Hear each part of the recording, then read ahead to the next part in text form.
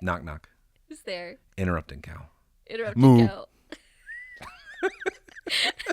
Does that? It makes my mom laugh every time. Oh my gosh. And kids are like, I roll with it sometimes. Sometimes they laugh.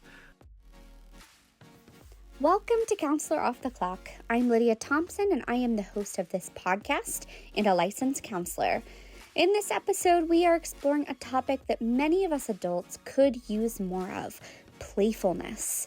And for most of us, tapping into that sense of spontaneous playfulness doesn't come as easily as when we were a child.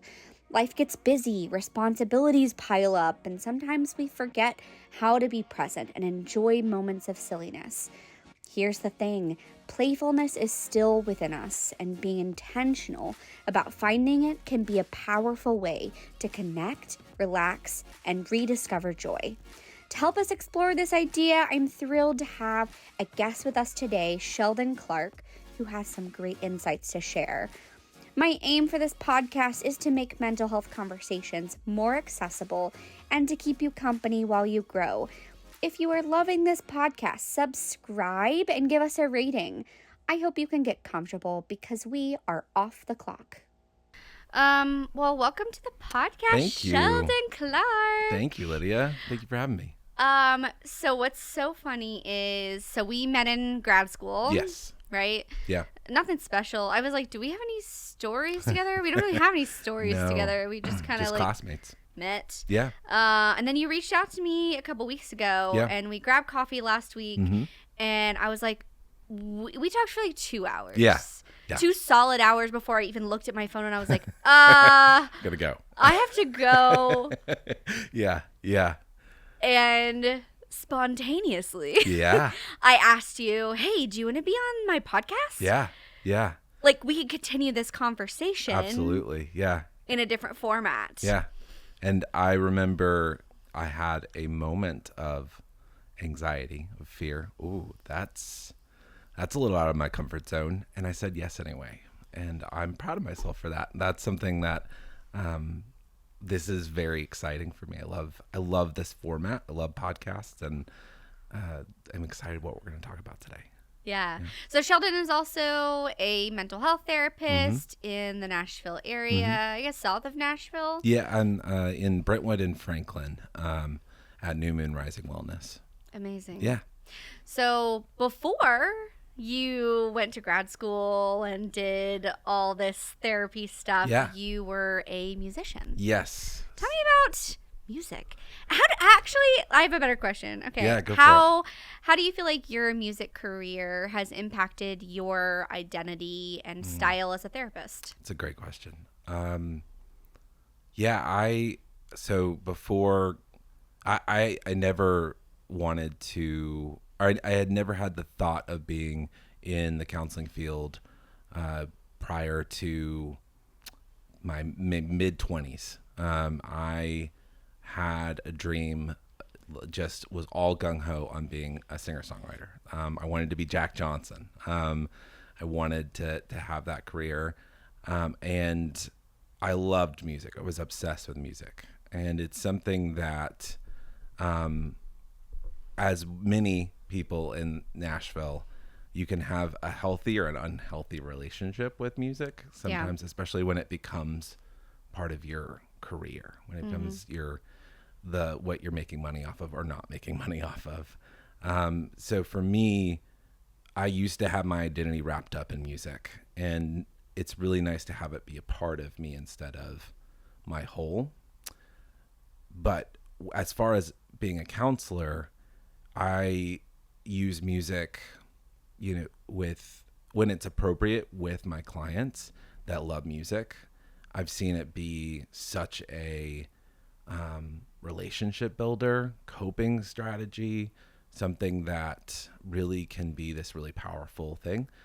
And for me, it just adds another layer to getting to know people and being able to connect, because it doesn't matter what age you are, and it really doesn't even really matter what music it is.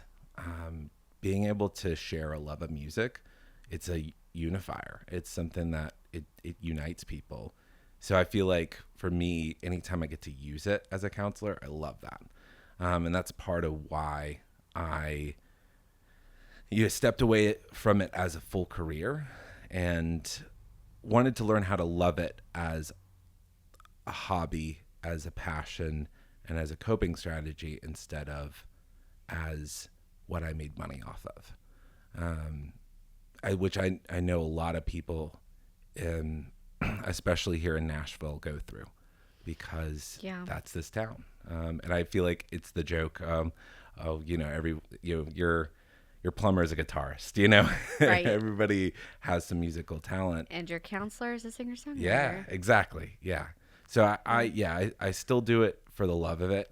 And I love to integrate it into counseling. And I feel like it just gives me a different foundation that I wouldn't have to build off of with clients otherwise. Yeah, that's wonderful. So is more of your love of music come back to you now that it's not the way that you make money? Yes. I went through a period where I had to step away from it and redefine what that relationship was like and learn to love it and not be dependent on it. For it not to mean something about me as a person, but just to be a part of who I am in a way, or part of how I love, I love something, have it be something that is a love and not the end all be all. The everything. Yeah. Which, wow, that can be anything right in life. It's not just, it can't be your most things can't be your everything. Exactly. Yeah. I'm wondering, okay, you're driving here. You're maybe even pumping yourself up to be on this podcast. Yeah. What are you listening to in the car? Okay, so I had that's a great question. I have a favorite albums playlist. I was listening to a little Fleetwood Mac. Okay. A little Fleetwood Mac. Love it. A little bit of jazz. Dave Brubeck is one of my favorite albums. It's by him. I want to say there was some Springsteen in there, maybe some Switchfoot. So I've got a couple different. I really love oldies, but I listen to everything from like country to metal. The kind of generic answer everybody gives. I listen to everything, but I genuinely listen to everything. I love music. So there's only a couple genres that I haven't vibed with, but yeah. So I was definitely vibing on some Fleetwood Mac on the way over. Yeah. I love it. It hit me just a minute ago that the only CD in my car, and I cleaned it out a while ago, was your CD. No kidding. No, I'm totally serious. Wow. Yeah. That's amazing. And I was like, I don't ever listen. Wow. That's amazing. I don't even think I have a CD player. Yeah. Yeah, that's everybody. It's like kind of silly to even have like to make CDs, but there's something. It's like vinyl. It's nice to have, right. But yeah, that's so funny. No, I had your CD. That's so in my funny. car. I love that. You can check me out on Spotify. Yeah, I haven't recorded anything in a couple years, but it's funny because it becomes like a autobiography. Like I can look back and I'm like, oh, that's who I was at that age. That's one of the like things. a journal entry. Exactly. Yes. 100%. Wow. Mm-hmm. Yeah. Speaking of journal entries, did you keep a journal? No, I don't. I'm not a journaler. I tried. I tend to I feel like this pressure to write it in a certain way. Like I'm writing some important document. I'm like, I like to talk. Agreed. Yeah. So I think that's a musical journal, if you will. Songwriting can be that, but man, no, I'm not a journal writer. Yeah. I'm embarrassed writing in a journal. Yeah, same. Like writing my feelings and thoughts, I'm just like, wow, this is so stupid. Yeah. And it's very validating when I have a client's like, you have your suggestions of different coping skills for people to try. And I have a lot of clients that I know journaling's not for me. I'm like, or in some that are like, I love it. Yeah. I'm like, yeah, that's totally. For you. Yeah. That's for you. Yeah. That's totally fine. I have some journal entries that I've read from like my early high school. Ooh. And then maybe even into college. Yeah, I have some Nice. journal entries, and they're painful to read. That- It's very painful. That's how I feel listening to any music I recorded in high school. I'm like, oh, cringe. Oh, I was trying hard. But I mean, like, you got to honor that part of yourself. I mean, like, I know, but like that is in my head whenever I like Totally. write. I'm just like, I'm going to look back at that on a year, and I'm going to think this is stupid. So I can't like be present enough to be in the moment and writing my feelings, because I'm like, that's stupid. it does feel that way. So yeah, it is. That is part of, I think, anytime you're doing any kind of creative work, there's almost, I think that's pretty normal and pretty healthy. I mean, like if you thought everything that you put down was Gold. that would be. I think I would be more concerned. Mm-hmm. I think it's normal. You know, that cliche phrase, "You're your own worst critic." It's true. Yeah. I'm wondering if this is actually tying in with some of the topics we want to talk about today. What is so funny is we talked about maybe talking about like spontaneity or playfulness. Absolutely. And then you started talking, and I was like, I got to take some notes, which is like counterintuitive and counterproductive to like the whole topic. But I wanted to make sure, I was like, we are getting into such great stuff. I need to have some notes for myself, because my brain is scrambled eggs. I have a child in a sleep regression. There's no telling. You know, there's maybe such a thing as too present. You know, that's a good problem to have when you have a kid. But, it's present. Sometimes being present is suffering. Sometimes you're suffering in the present moment, and you don't want to be present in that. Oh my so gosh. a lot of compassion today. I have no judgment of where we go. I'm very open to having the scrambled egg conversation. Let's like have that. scrambled eggs. I like it. I can't eat eggs, but let's have scrambled eggs. Okay. There's fuzz on my mic. Oh no. Okay, so I'm wondering, to go back, I'm wondering if the judgment of self and judgment of present creation Yes. is actually connected to spontaneity, in that it stops people from being playful and spontaneous. That's a great connection, a great point. Yes. Score. You nailed it. I here's how we connect Wow, here. that was an amazing connection that I didn't know where you were gonna go with that, and I loved it. Trust me, we're going. What do you think stops people from being spontaneous? Well, I can speak to what has kept me from being spontaneous, and what I've seen with clients, family, friends. It is that judgment of self or judgment from others. Yeah. Perceived judgment too. Sometimes it's not real judgment, but what we think people are thinking. That projection. And I know for myself, it's easier sometimes to say no and to stay comfortable. And to stay feeling like no one's judging me, especially with people that are maybe have social anxiety or more introverted. It can feel safer. It can feel like, I mean, it's vulnerable and risky to say yes, or to say yes to yourself and having that spontaneity. Yeah. So for you, is it about the discomfort and being safe? Like, why not be spontaneous? Yeah. And playful in a moment? Well, I think some of it comes with as you know, we've talked about before, there is some amount of privilege when it comes to, I think, playfulness. You know, I think we all need that, but some people are trying to survive, and it's hard to be playful when you're in survival mode. Agreed. So want to acknowledge that I've been fortunate, and to acknowledge, you know, I have privilege, and that has allowed for me to have experiences or say yes to things that I wouldn't have been able to without the privilege that I have. So just on the forefront to acknowledge that.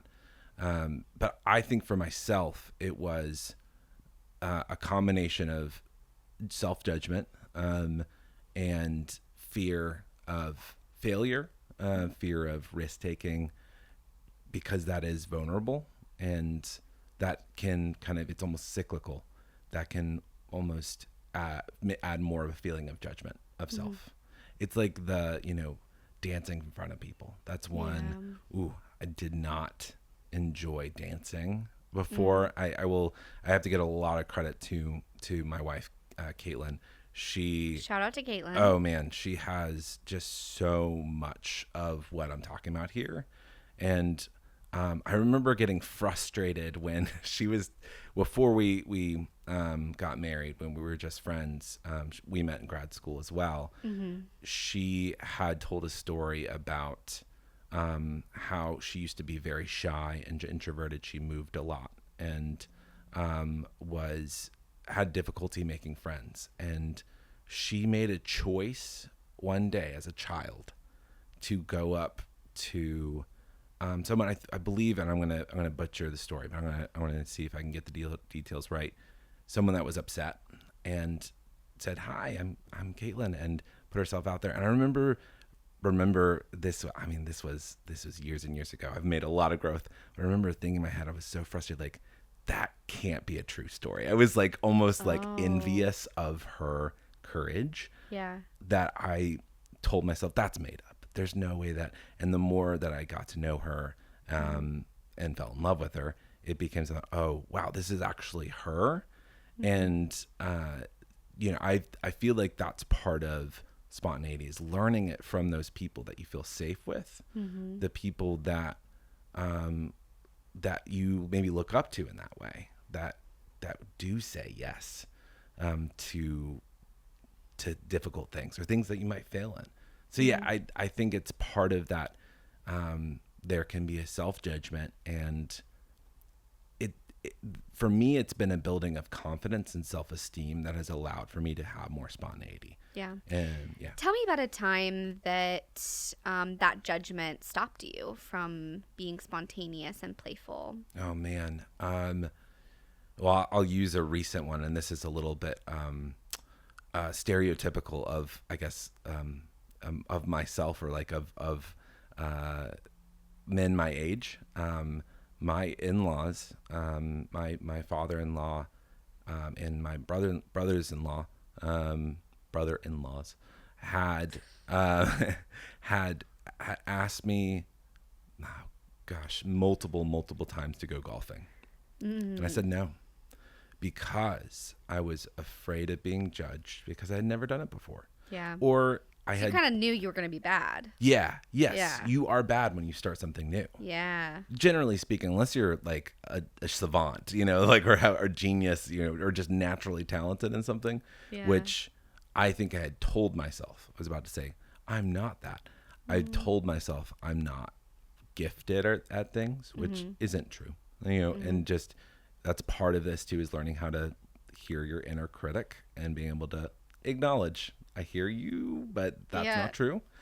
Is that with trying new things, having a realistic expectation that you're not going to do well at it, and maybe even you might fail at it, but it's okay. So that was your inner talk. Yeah. You were like, okay, I'm going to be bad at this. I'm going to fail at this. That's okay. And you could recognize like your inner critic in that moment. But the first 5 times they asked, like, how many ever times, I'm sure it was more than that. It was an immediate no. And I'm one that I can be a quick no. And then I can usually move to a yes. But with that one, I was like, I am worried about being judged by other people. I generally, like most people, it feels uncomfortable to do something and fail at it. And I know for me, like golf, I envision it would be similar to how I ever did bowling, which was terribly. And it doesn't feel good to be the worst. Yeah. No. That's not a good feeling. No, I don't like that. But this is something I've learned, especially like over time and working with kids too.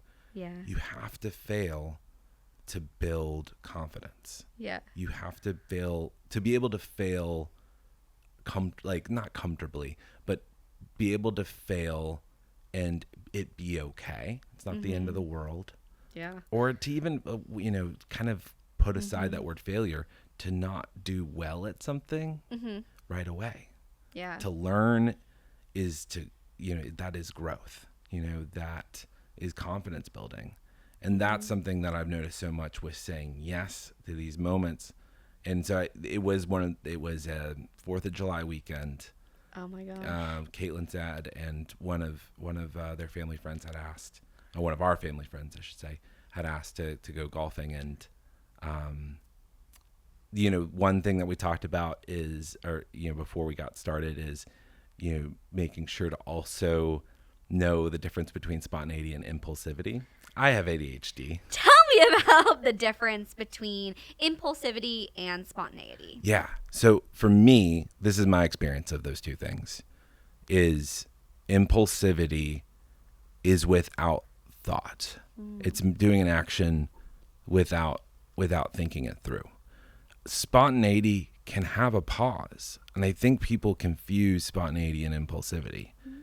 Saying yes to something that you normally wouldn't say yes to can have a pause. It can be, I think it took me a minute or two to say yes to going golfing for the first time, which now I love, which is a problem. I don't need another hobby, but no, it's something that I have had to learn for myself. I think there can be a fear of, or especially with people who are neurodivergent, a policing of yourself when it comes to impulsivity, because we have that possibility of that. I mean, that's just a behavior that's innate when it comes to neurodivergence.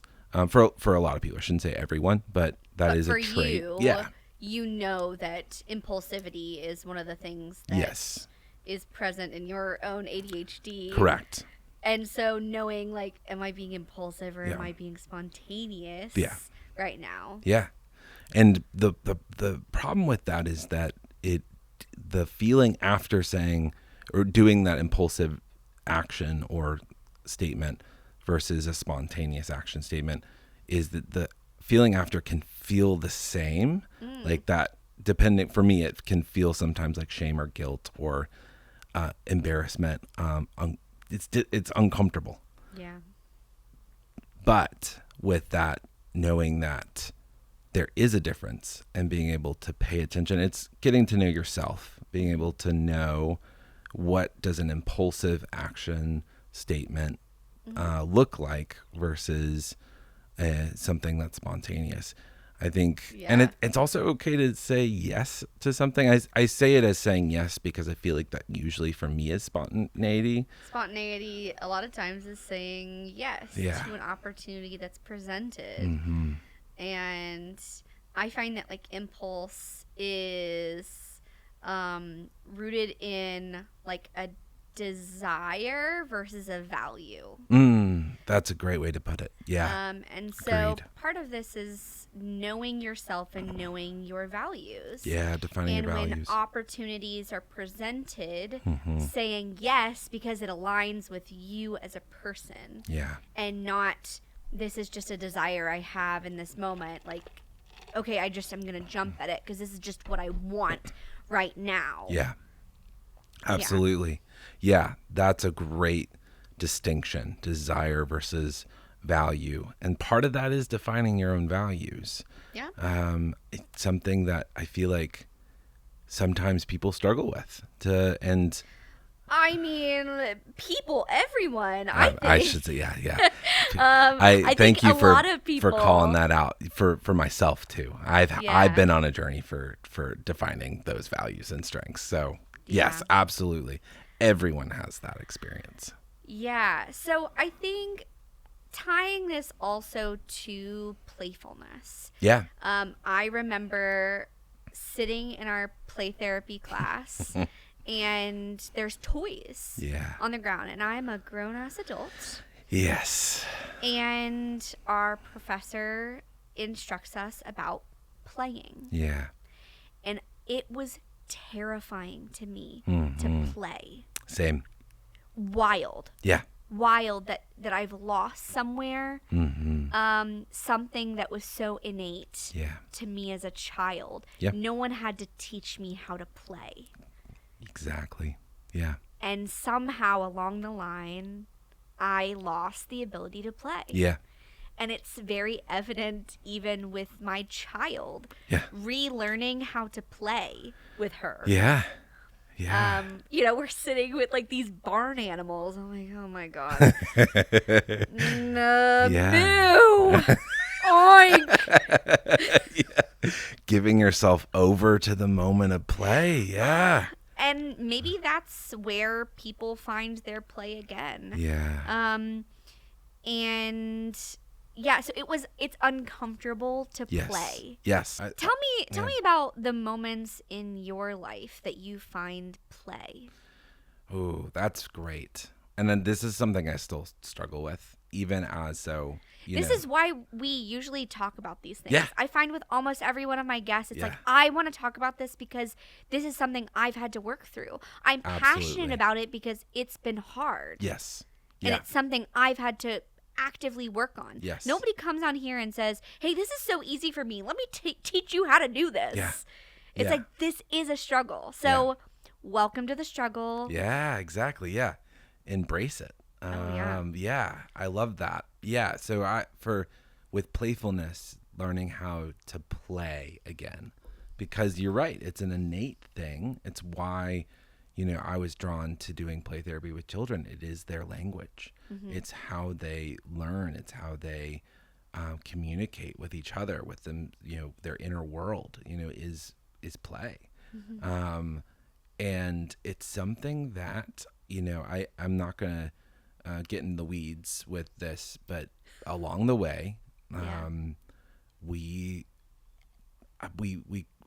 believe this. You believed this? Yeah. I believed to be an adult, you can't play. You can't. Don't act like a child. Mm-hmm. Don't act like you're acting like those kind of phrases, even if they weren't said to me in my own head. And I think why I was drawn so much to music is because it is play. That's the thing with play. It's not just how we see it with kids. It's not toys and games. It can absolutely be that, but it's also art and sports. I mean, I think as humans, I have an innate desire to play, to have fun. Yeah. And sometimes I think that gets sectioned off as we get older. For me, it was learning to be uncomfortable in that and letting that feeling pass. So how I've learned to play more, one is really helpful is when you work with kids or have kids, is to try to play with them and remove some of those, the adult world rules and regulations and shoulds about how things should be. So, for instance, how should things be? Exactly. Who says that you have to play? Now, some games aren't going to work very well if you play them a certain way. But I've seen kids and I've experienced, and it's really fun to let go of playing in a certain way, playing a game backwards, playing a game having yourself or with your friends, with your kids, make up a game, creating something. Part of what gets in the way is some of that rigidity that we can have, that I have, that things should be a certain way, that there are rules that you have to follow. So learning how, I think for me, interacting with children, seeing how they naturally play and let themselves play in a way that's not in a box, not defined by something, but also then on my own. And this is something where I still struggle and continue to practice is coloring, getting a coloring book. And I know that's kind of all the rage, I feel like that's, at least I've seen, Amazon has a ton of them. You can get adult coloring books, get a kid's coloring book, You color. Yeah. Yeah. Oh yeah. I color. When do you color? It's mostly at home. I really used it when I'm most stressed. It's something I'm trying to integrate more into the everyday, but it's an occasional thing. I have a little self-care box I keep in the living room next to where I usually sit. And sometimes we, Caitlin and I will have the TV on and I'll color. Or Yeah. sometimes it's just when like we're just having our morning coffee. It's something that I haven't done. Summers can be busy with family and travel. It's not Yeah. something I've done as recently that I'd love to do more of. I'm but, wondering yeah. if coloring for you replaces scrolling. Yes, and now scrolling still a habit that we all have, but I definitely still struggle with. Oh, for sure. And like allowing yourself to have some scroll time and I love YouTube, so some YouTube time or Netflix time, whatever that might look like. But yeah, yes, I was struggling to find how to take care of myself as a counselor in ways that weren't the normal prescriptive, as we talked about earlier, journaling, meditation, where every time I try to do those things, I was trying to do them right. Yeah. So it's about doing things, just doing them without policing yourself, without parenting yourself. Yeah. Why do you think that integrating spontaneous play into your life is good? Like something that adults should do? That. Yeah. I love that. Yeah, because that's a great question, because I'm sure that's a question that some of our listeners are having right now. Yeah, some people are maybe listening, like even me, sometimes I'm going, yeah, why? But why? Yeah. Why would I do that? Why would I do that? That sounds uncomfortable. Yeah. That sounds like work. I don't have the energy for that. Yeah. Or there's no opportunities for that in my life. Yeah. I'm very busy. I have kids. I have work. I have things to attend to. I got to do the dishes. I've got to do the laundry. I mean, life is very busy. Yeah. So why make space for spontaneous play? I think it's the same reasoning as making space for nature, for being outside, is it's human. It's our innate nature to play. It's the reason sports were invented. Sports are play. Now they can get caught up in other things, but music, creativity. I mean, it is in our DNA as humans. Not our literal DNA, but why tap into your humanity? Yeah. I mean, I'm gonna press you on this. I love this. Because my view, my philosophy is that living authentically and acknowledging your humanness leads to a more enjoyable, contented life. Now, that's not everything. Like I said, there's so many more factors than that, and there's a lot of factors in life that keep us from. It's part of we move in further and further away from some of these things. Totally. Like, I mean, especially, as a part of our jobs. Not even our jobs. Our jobs are fun. Yeah. I get to play games with kids for most of my Man, my I time. destroyed somebody at Uno this past week. I was like, nice, sorry, guy. Nice. Yeah. But I get to be playful in my job. Yes. And for a lot of people, playfulness is not integrated naturally into their 100%. lives. Yeah. And so how do we even make space for that? Man, that's such a good question. I would continue to say I think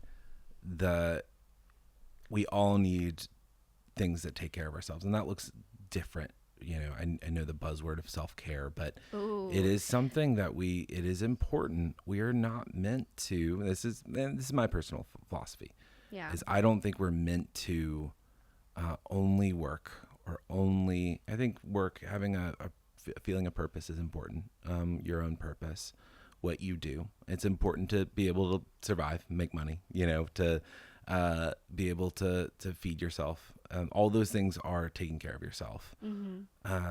And, with along lines of privilege, there are foundations. You want to be able to feel secure in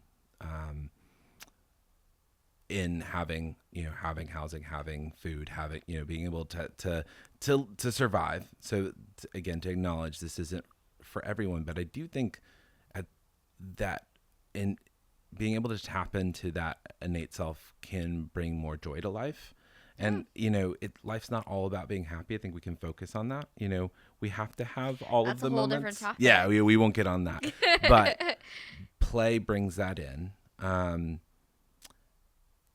And I think looking for opportunities to bring play into the everyday. So, we, as you acknowledge, we get to do that in our work, but it might be something that, I see play as, in a safe way, blasting music in your car on your way home, singing at the top of your lungs, taking that time, maybe taking 10 minutes before bed to draw a picture, or with your kids, or, with your spouse. Spontaneous play is risk. Yes, it is risky. Spontaneous play is present. Yes. Like, it's almost I think it's a requirement. Yeah. Of playfulness is presence. Yeah. But it's not something that has to be done in a certain way. That's one of the reasons I love it. Yeah. Is you can bring it into your everyday. We can bring it into the everyday in the sense of it's not something, there's no rules around play.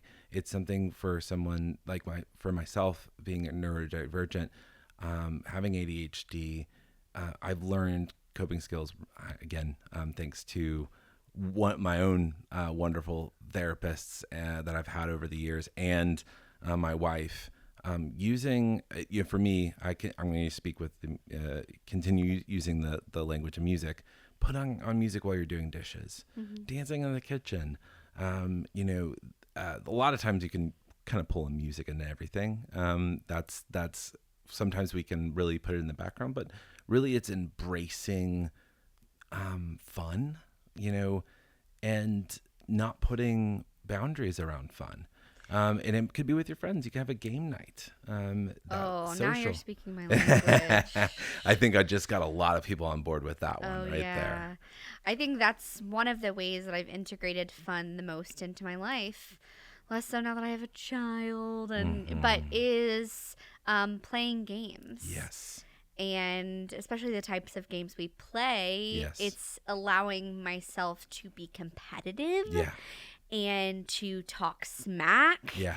And to, we play some like social deduction games, social deception games. Yeah. And so allowing myself to embrace kind of a characterization. And that is so fun for me. Yeah.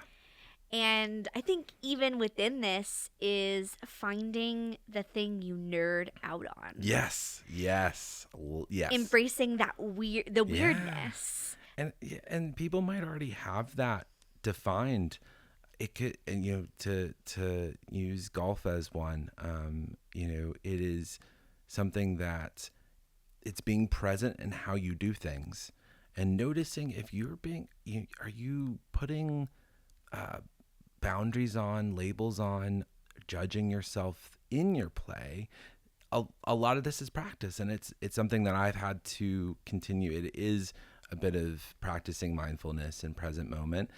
It's part of where I used to have this very rigid definition of what meditation looked like.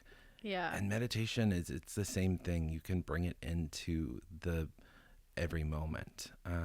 It's one of the books that I feel like really led me to this. It's not even a counseling book, which I love when just any book can bring insight for yourself. It's called 4,000 Weeks, and it's about really our humanity, that we have a finite life, and learning how to slow down in that and embrace your humanness and taking time for yourself. I think that's sometimes especially I know for myself, recovering people pleaser, I would give other people my time, but I wouldn't take the time to have that play or that fun for myself. Do you think part of what stops you is judging fun, spontaneous play as selfish? Oh yeah, absolutely. Especially, there's you grow up in certain values, and I had wonderful parents, wonderful childhood. But you do have parts of growing up that these values that you impart. It's in religion or in your schooling or in your family, that certain actions can be selfish. And it's something that also I think to acknowledge for some people, I don't think this was true for me, but I've seen it be true for other people, is that sometimes it doesn't feel safe when growing up in your family. If it didn't feel safe to be playful, if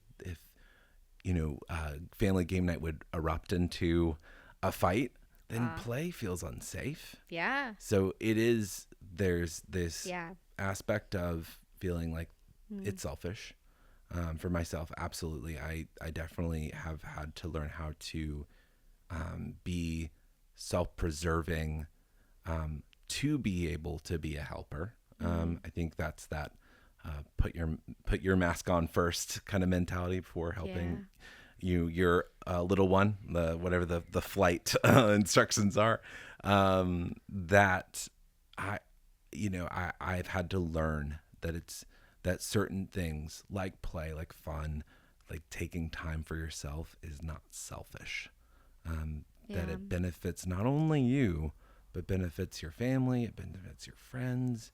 I would say so. Yeah. Yeah. I mean, I think there is a difference sitting with someone that has play integrated into their life. Yeah. I think play is actually really important to my life. Yeah. And I am thankful that I get to do very playful things as a job. Yeah. Even this, honestly, tends to be playful. Yes. I think where I see play almost turning into performance, I think those things for me are very close together. Yeah. And so I think I can have performance aspects of things that are playful, and I can have performance for performance's sake. Yeah. And so like I do improv. Oh, so cool. And love that. let me just be clear, I'm not good at it. I love that even more. That's great. Honestly, I don't know why they have me. I've done it for like 10 years. I'm like not that good. It's very brave of you, though. That's very cool. Yeah. I think it takes an ultimate presence and risk. This is like the present and riskiest thing for a lot of people. They're like, that sounds horrible. Yeah. And so I have this clarity around what this looks like for me. Now, I can do the same action, like you were saying earlier. Yeah. I can do improv in a way that is for performance sake, for others to look good, to be in control, whatever that is for me. Yeah. And I can also do it to have fun and be playful. Now, I'm not very good at it, so it tends to be more on the playful side for me. Yes, it's fun performing for an audience, but I think being a performer for a lot of my life and doing theater, it can be a performance for me. Yeah. Play can be a performance. Yes. Yeah. And that stops me from actually getting the benefits of spontaneous play. I'm going to do is it an improv technique? Yes, and. Yeah. Yes, and. I've never done improv. That's one of those things that I really should. That's something that would be spontaneous and vulnerable for me. So that's something that I would normally say no to. That most people would. Yeah, it's very hard. I imagine I did theater in high school because my friends did theater and I wanted to hang out with my friends, but that was never really something I had a passion for, and it was very difficult for me. I enjoyed more being in the tech side of things, but there's a natural, I don't know if it's a natural tendency. There's a tendency that I know I have, and I've also, you hear from other people, to want to make something that's a passion about other people, whether it is to be performative or to monetize it. Oh, you're really good at my wife is Caitlin is so good at calligraphy. So many people, you should have an Etsy shop. You should do that as that would literally ruin my fun. Exactly. That is part of it. That's why I had to step away from it, as a singer-songwriter, as an artist, because it took the fun out of it.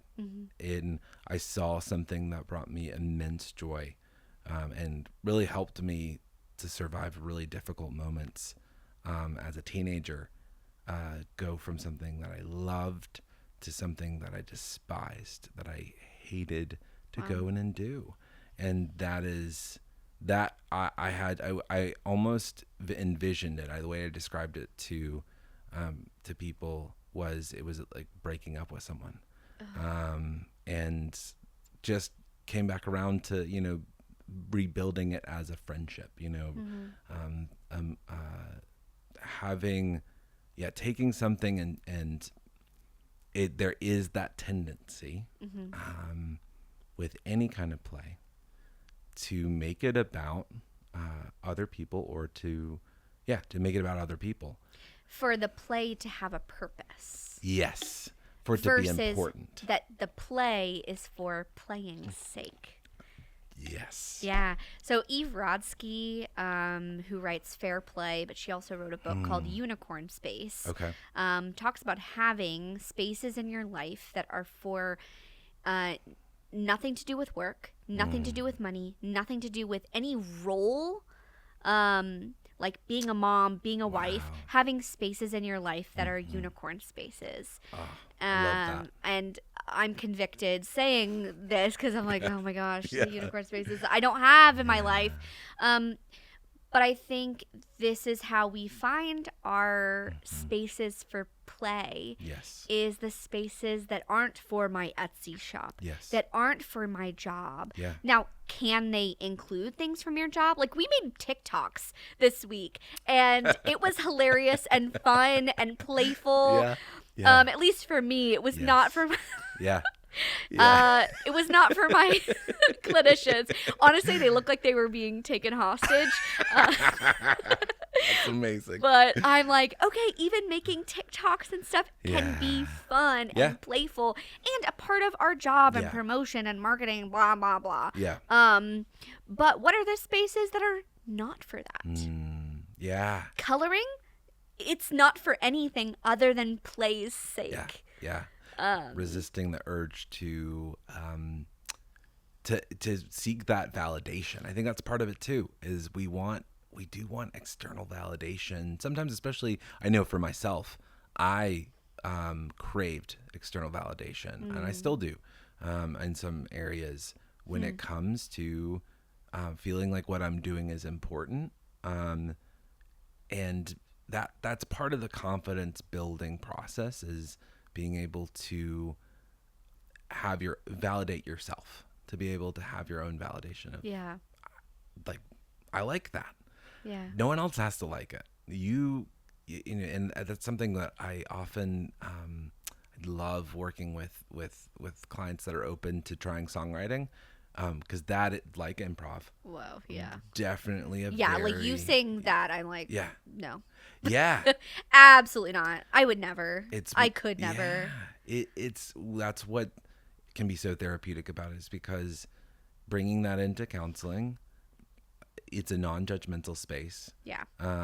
It's something, as much as I can make it to be, I'm a human. But being able to be vulnerable in a non-judgmental space. But part of that is, what's tricky is still wanting that external validation, but being able to create or to play, to do something. That's why I think games are a really good place to start. Even video games in moderation. I feel like anything in moderation, Anything. I feel like video games can get very demonized when it comes to some of popular culture sometimes.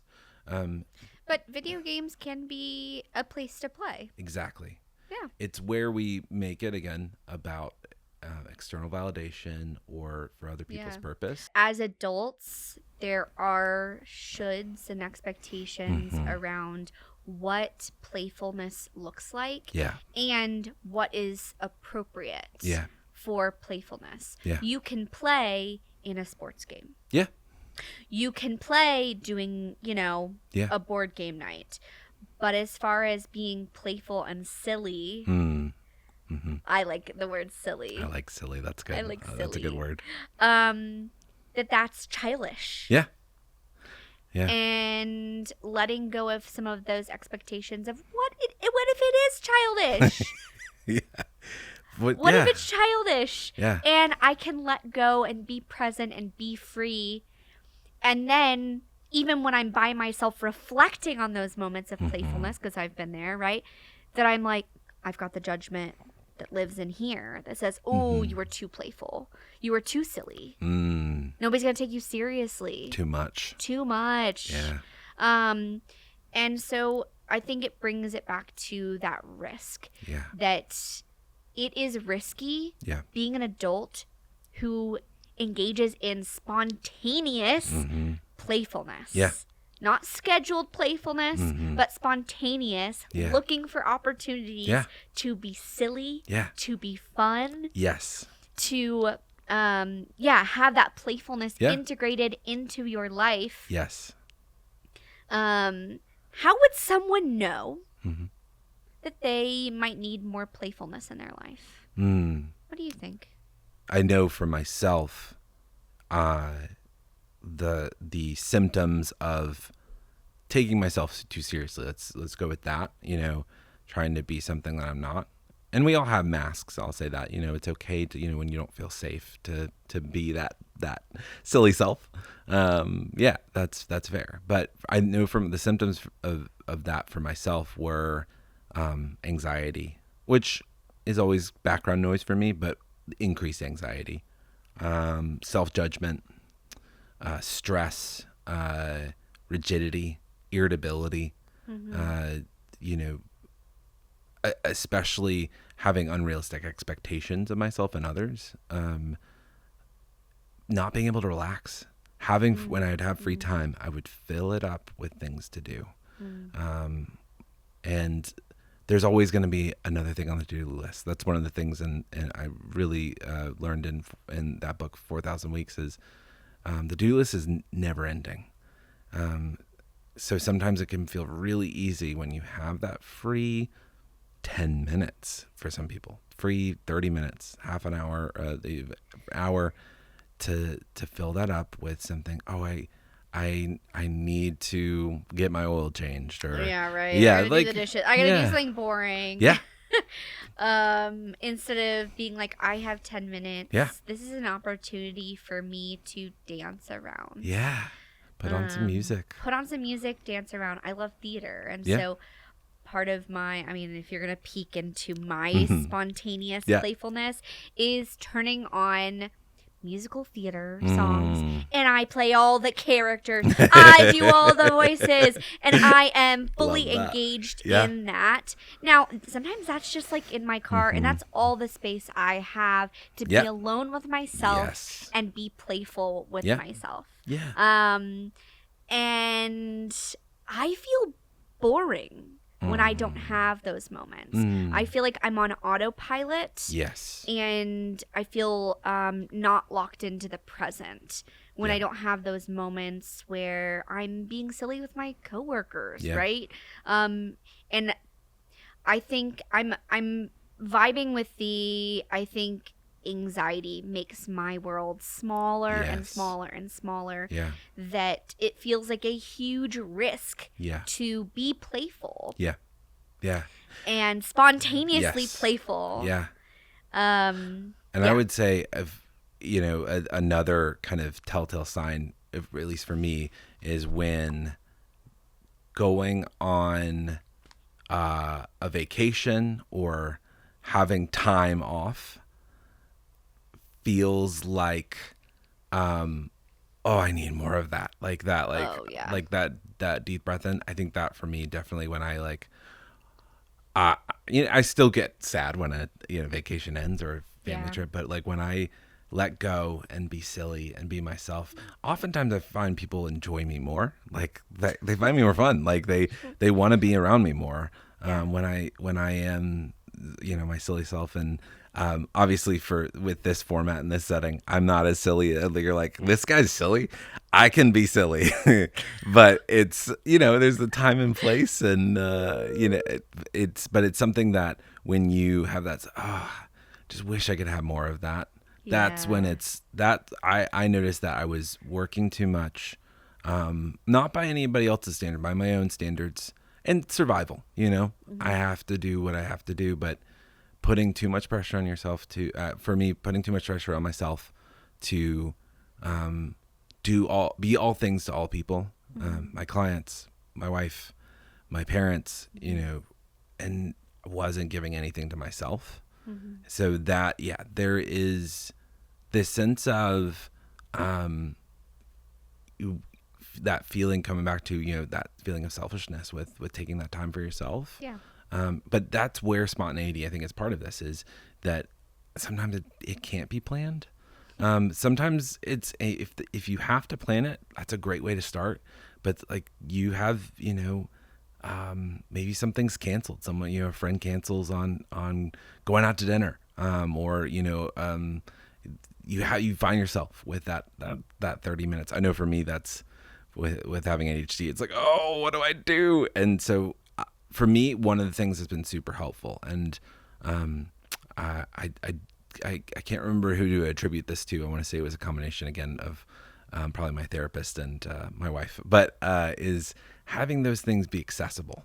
That's exactly what I was gonna say. Like having your self-care box in the living room. Yes. Now a self-care box, having things that are fun, but also maybe having things that are like relaxing or whatever. And so having it accessible so that when you have that time, it's there. Yes. And there's going to be some limitations to that. I would love to keep my guitar and amp in the living room. My wife and dog would not love that. Especially my dog, not a fan of my electric guitar. But yeah, part of the practice can be what would it look like to make a self-care box and decorate it. Put stickers on it, and that's one of the things I love to do with kiddos is actually make a box. Get a shoe box. It doesn't. It can be an old Amazon box. It doesn't have to be that. That for me, I was like, I have to buy a fancy box for my self-care one. It's like, no, I've got to buy a very serious leather bag for my coloring supplies. Super serious. Yes. Yeah, for my crayons and coloring books. It's. I'm even wondering, even for myself, I don't have a self-care box or anything, but even like going to Target, walking around the dollar section and just noticing what is for fun. Give yourself $10. Yeah. And just put things in there that are just fun. Yeah. Something that brings you joy, something that makes you laugh, something that you like. Yeah. That is for no reason other than that. Yeah. Yeah. And that is enough. Yeah. That's enough. Now, yes. One of the, I think, values of myself, but also my podcast is you can just listen to this and do nothing. Love that. That's okay. This actually isn't about us telling anybody what to do. Absolutely. Go, here's what you need to do to improve your life. I actually really drives me crazy. Some of the podcasts are like, here's the 10 steps to change your life, and here's It's like, I wish it was that easy. Oh my god! Listen, I've listened to some podcasts that are like, if you don't integrate play, you suck, and your life is gonna suck, and you're never gonna be happy. And it's like, that makes me feel anxious. Just my gosh, you pretending to say that. I'm like, no. So even if no one even integrates more spontaneous play in their life, we've got to keep them. We got to keep them company. Yeah. Can you tell me a knock joke? Oh, okay. This one, this is a classic. This is my mom's favorite joke. And oftentimes when I'm working with kids, this is it's when you get put on the spot and it's like, tell a joke. This is the only joke that ever comes to mind. So, knock, knock. Who's there? Interrupting cow. Interrupting Moo. cow. It makes my mom laugh every time. Oh my god. And kids are like, I roll with it sometimes. Sometimes they laugh, especially if they've never heard it. And they'll make up ones that are just like, knock knock, who's there? booger face, something you just like, okay. Booger face, ooh. Just, yeah. So, that's, how about you? Do you have a joke for me? I don't have a knock-knock joke, but I do have a joke. Okay, go for it. There were two muffins sitting in an oven. One muffin turned to the other muffin and says, "Gosh, it's getting kind of hot in here." The other muffin says, "Ah, a talking muffin!" Those are my favorite kind of jokes. That's great. That That's is great. the same thing with like, I don't ever. That's my joke. That's I the love joke that I tell. Love that. Yeah. But being put on the spot, so I don't know about for you or for our listeners. My brain, like, you could be like, "What's your favorite country?" I'm like, "What's a country? What's a country? Where am I? Who am I?" My brain goes blank. It's part of the thing with I've only ever done one podcast before this. I remember it was actually with our play therapy professor, Dr. Denise. Yeah. And I was so nervous. I was shaking. I was so nervous because I was so worried about my mind going blank. And, and I do appreciate, and what's really nice, this show's growth, that was, 5 years ago, is that I think also it being our professor made, it kind of elevated it. I was a newbie to the field at that point in time. But you have made this a very comfortable space. And I like that ethos of keeping people company. And there's no pressure to do anything. Exactly. Yeah. It was that pressure we put on ourselves. Yeah. That I put on myself, to perform, to be something all the time. That's, to bring it back around with play, that's what play can do, is you don't have to be on. Those times, there's very few times where we get to be off. And not being a mom or being a dad or being a son, a friend, whatever you're, an employee, to just be you with yourself. Again, uncomfortable, because if you don't enjoy yourself, or, I know for myself, when you have that inner critic, or that, that part of you saying, "Oh, that's dumb, that's stupid, why did you do that? So part of it is to also say in this is like, you don't have to, you can just enjoy listening to us talk back and forth and not have to take any of this with you. But to say that, as with anything in life, it is a practice, and take your time, enjoy whatever it is that you're doing. We still do, we look for that fun in other things. And I think, I enjoy going out, and having a drink, or, I enjoy, having those moments of fun in that way, the adult fun, if you will, the sanctioned fun. Yes, the fun that says you're an adult and you can have fun in this way. That's part of it, is that we're already trying to have fun. Like, we're already trying to do that. It's not about adding something else in your life. Is just paying attention to how you're doing it.